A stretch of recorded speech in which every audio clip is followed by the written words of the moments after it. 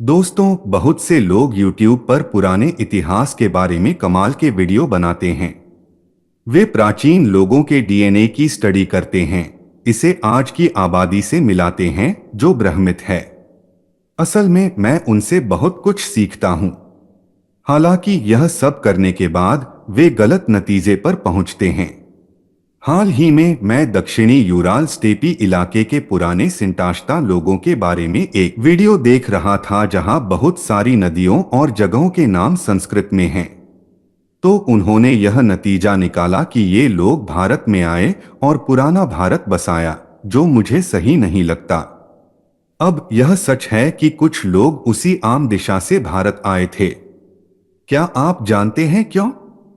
ऐसा इसलिए है क्योंकि बाइबल के अनुसार मनु यानी नूह के महाजल प्रलय के बाद नाव तुर्की और आर्मेनिया बॉर्डर के पास माउंट अरारत पर उतरी थी।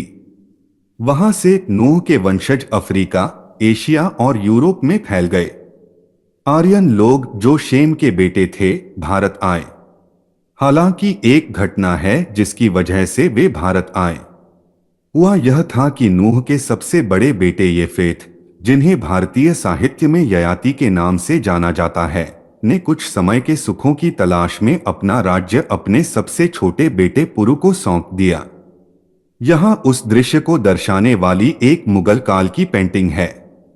इसलिए नूह चिंतित हो गया और अपने धर्मी पुत्र शेम को, जो पुरु का चाचा था, अपने साथ सहशासक के रूप में शासन करने के लिए ले आया। वैसे ऋग्वेद में नूह का उल्लेख सृंजय और शेम का दिवोदास के रूप में किया गया है। शेम ने पुरु के साथ एक गठबंधन सरकार की स्थापना की और शेम, जो कि राजा भरत हैं, ने सरकार का नेतृत्व किया। उन्होंने ही 5000 साल पहले भारत को भारत नाम दिया था। बाद में जब शेम की मृत्यु हो गई तो पुरुओं ने अपनी स्थिति पर जोर दिया और उन्होंने भरत, जो आर्य थे, को भारत से बाहर निकाल दिया।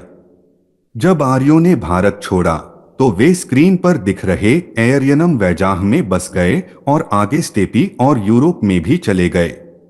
इंडो यूरोपियन भाषाओं के बनने के पीछे भी यही वजह है। इस बीच भारत के नए शासकों ने खुद को कुरु कहा, जो ययाति यानी जैफेत के वंशज थे, जो साइबेरिया के उत्तर कुरु इलाके से आए थे। इसे वेदों और महाभारत में पढ़ा जा सकता है।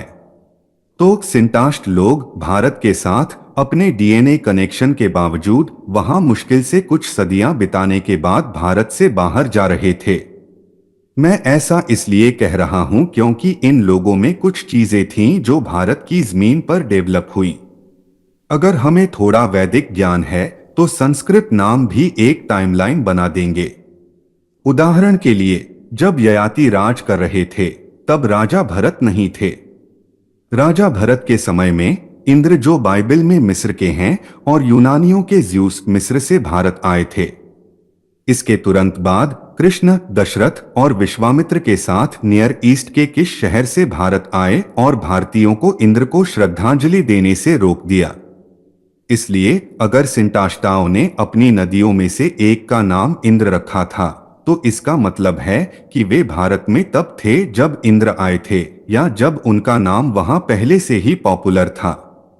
अब मैं इस तरह डेटा इकट्ठा करता हूं और एक ऐसी कहानी बनाता हूं जो बाकी इंसानी इतिहास के साथ अच्छी तरह फिट हो। मेरी राय है कि अपनी ऐतिहासिक रिसर्च में हम पवित्र बाइबल में मौजूद ज्ञान के खजाने को नजरअंदाज नहीं कर सकते। बाइबल कोई क्षेत्रीय साहित्य नहीं है जो किसी एक ग्रुप के लोगों या देश की बड़ाई करने की कोशिश करता है, और इसमें कई प्रमुख ऐतिहासिक हस्तियों, उनके समय, उनकी जगहों और उनके आपसी मेलजोल के बारे में बहुत सारा डेटा है। बार बार आर्कियोलॉजी ने बाइबल को साबित किया है, और कई बार बाइबल के डेटा ने आर्कियोलॉजिस्ट को अपनी खुदाई की जगहों को सही ढंग से पहचानने में मदद की है। यहाँ मैं डॉक्टर नेल्सन ग्लूक को कोट करना चाहूंगा, जिन्हें मिडिल ईस्टर्न इलाके में 1500 पुरानी जगहों की खोज करने का श्रेय दिया जाता है। वे यह कहते हैं, यह साफ तौर पर कहा जा सकता है कि किसी भी आर्कियोलॉजिकल खोज ने कभी भी बाइबल के रेफरेंस का खंडन नहीं किया है। बहुत सारी आर्कियोलॉजिकल खोजें हुई हैं जो साफ आउटलाइन या एकदम डिटेल में कंफर्म करती हैं। सही जांच से कमाल की खोजें हुई। खैर, अपनी कहानी पर आगे बढ़ते हुए, बाइबिल का बाढ़ के बाद का डेटा आसानी से वैदिक डेटा के साथ मिल जाता है क्योंकि वे दोनों एक ही समय की घटनाओं के बारे में बात करते हैं। एक एक्स्ट्रा बोनस के तौर पर, मैं दुनिया के सबसे पुराने एथनिक ग्रुप में से एक यानी तमिल लोगों से भी जुड़ा हूं, जिनके पास कुछ पुराना लिटरेचर है जो बाइबिल के हाम और शेम जैसे कई पुराने कैरेक्टर्स की ओर इशारा करता है।